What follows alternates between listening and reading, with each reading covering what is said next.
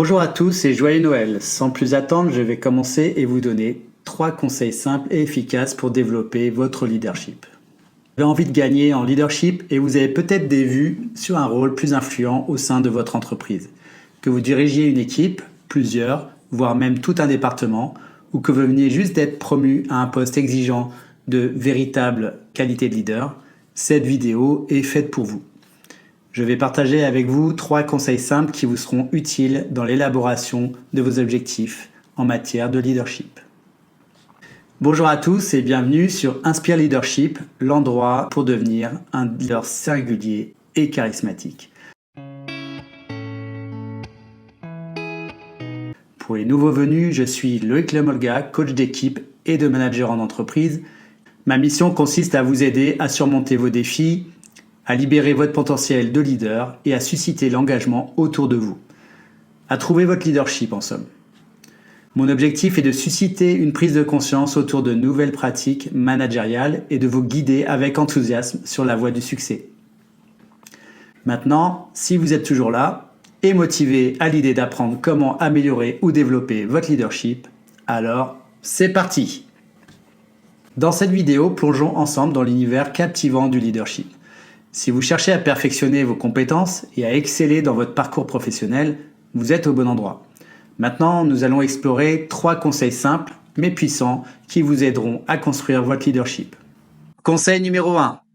Inspiré par l'exemplarité. Détenir les clés d'un bon leadership commence par de l'authenticité. En tant que manager ou leader, vous êtes une figure d'exemple pour les autres. Donnez-leur de quoi les inspirer. Devenez le catalyseur du changement que vous souhaitez voir dans votre équipe.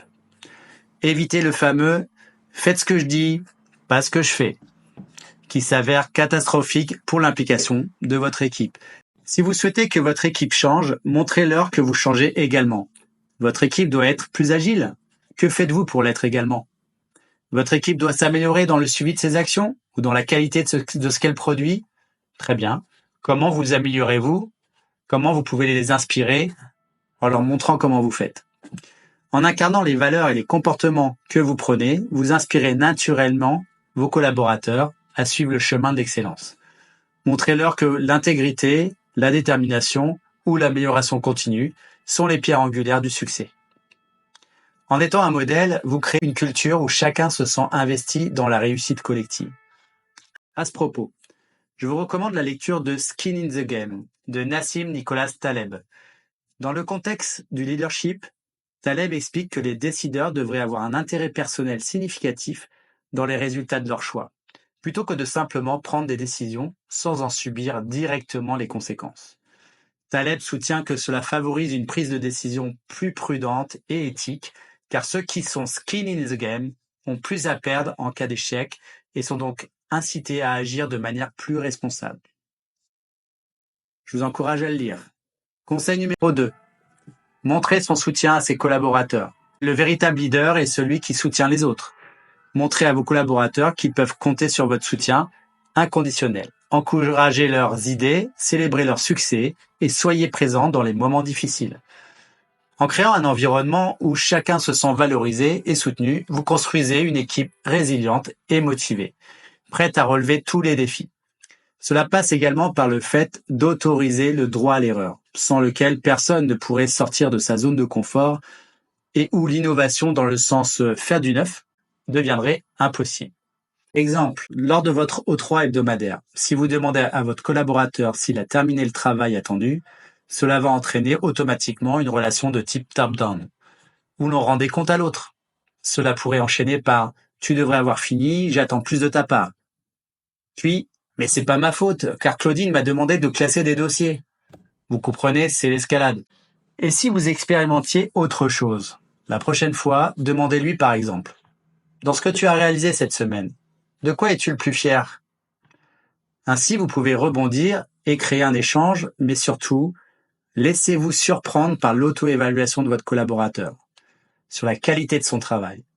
En créant l'espace, vous lui offrez l'opportunité de s'exprimer sur son travail et en échange, vous récoltez de l'information qui vous aide à aider votre collaborateur s'il rencontre des blocages ou des difficultés. Essayez. Conseil numéro 3. susciter l'engagement. L'engagement est la force motrice derrière toute équipe performante. Le facteur X qui transforme le standard en performant, c'est lui. Je recommande à tous les managers que je croise de surveiller l'engagement comme le lait sur le feu. En effet, il est plus facile de désengager que d'engager. Une personne sur 4 se sent réellement engagée au travail. Ça fait réfléchir.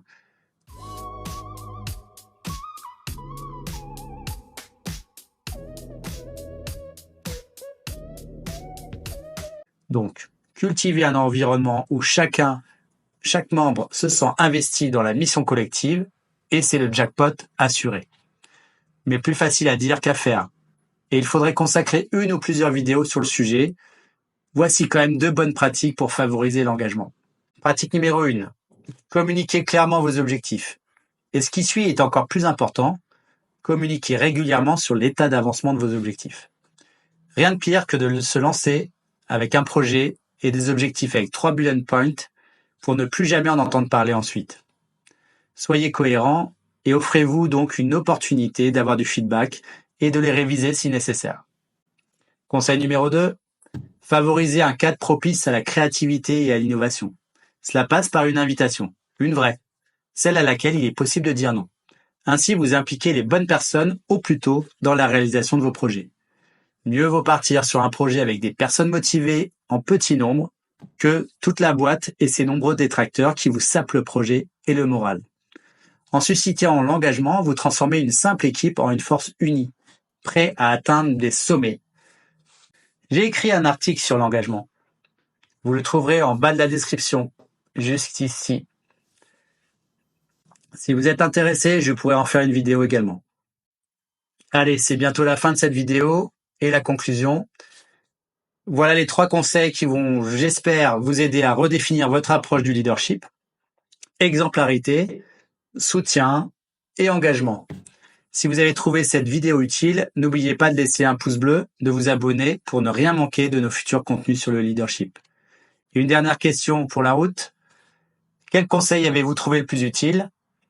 Et quelle partie de leadership souhaitez-vous développer aujourd'hui? Allez, partagez votre opinion dans les commentaires.